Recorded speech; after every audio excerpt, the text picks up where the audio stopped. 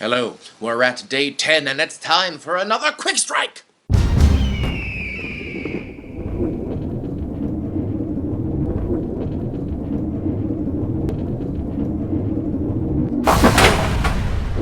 Hello everyone and welcome back to the Dohyo. Of course, this is another quick strike, a small amuse-bouche, tapas-sized episode, a fun size if you will, that we release mid-Basho to keep up with all of the mid-Basho excitement.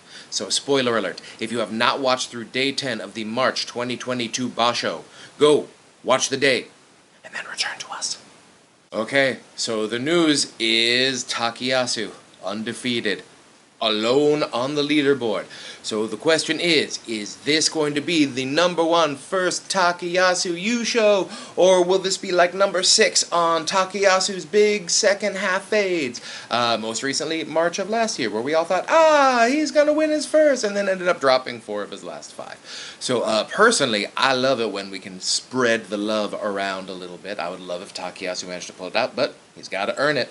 The question is, how much does he have left in the tank, and who will he be facing? He's getting Sekiwake Wakatakakage tomorrow, which is going to be, first of all, an awesome match, and second of all, going to clear things up just a little bit on how we're going to move forward. I think from here on out, Takayasu is going to be just getting all Sanyaku and contending Rikishi at this point. And considering he's already faced and defeated Kota Nowaka, it's probably just going to be a lot of Sanyaku from here on out. We may get the Takayasu Abi match. Now, Wakatakakage, 1 win down at 9-1. He could even things up tomorrow with a win against Takayasu. Be very, very exciting. And then from there on out, he should get the 3 Ozeki, and then he's got sort of a mystery slot there. So Wakatakakage could also face Kota Nowaka in the near future. Which takes us to Kota Nowaka, who's also at 9-1. Okay, I did not see this coming. But Kota Nowaka has just started to bump his way up into some, contending Rikishi. He faced and beat Daisho today, which is awesome. Has not faced any of the Sanyaku yet. Last time he was up in the Joijin, did not do well. So if this is a new gear and just like a new ceiling for Kota Nowaka, we should see it in these last 5 days. Otherwise, he's my most likely on the leaderboard to sort of fade down the stretch. Only because I haven't seen him do it yet. Mitakeumi. The mixed blessing that is Mitakeumi. So, he's already got Kachikoshi after 10 days. If you had told me that, starting the tournament, it's he's gonna have Kachikoshi after 10 days, I would have taken it. I was expecting an Ozeki hangover. He had COVID. He's 8-2. That's great, but I think everyone was sort of expecting him to be the leader now that Terunofuji was out. The problem we always seem to have with Mitakeumi is that while he can beat anyone on any given day, he's always going to drop 2 random matches to Maegashira over the course of the tournament. And that, more than anything, is going to keep him from being our next Yokozuna. Mitakeumi's likely schedule is going to be the other 2 Ozeki. He gets Abi tomorrow. He's still probably going to see Wakatakakage in there. And then maybe Takayasu? And speaking of Ozeki, Takakeisho, 7-3, 1 away from clearing Kataban. You can get there, buddy. Tomorrow he gets Kota Nowaka. Can he knock the kid off the leaderboard? I really, really hope so, because I don't want him to have to depend on any of his last few matches to win out. Because after Kota Nowaka, he's probably getting the 2 Sekewake and the other 2 Ozeki, none of whom are pushovers, even Shodai. Shodai has made a bit of a comeback. Started 1-4, is now 5-5. Has to win 3 out of his last 5 against some very tough competition to clear Kataban, but he's fighting his way through it. He could have gone Kyujo, he did not. Dude, I thought Shodai was just going to get sort of demoted out of the picture near the end, and he still could, but at least he's made a case for him to start facing some tougher last week opponents. So Shodai, way to fight off the mat on this one. I mean, not in sumo, because once you get on the mat, it's a different sort of wrestling term.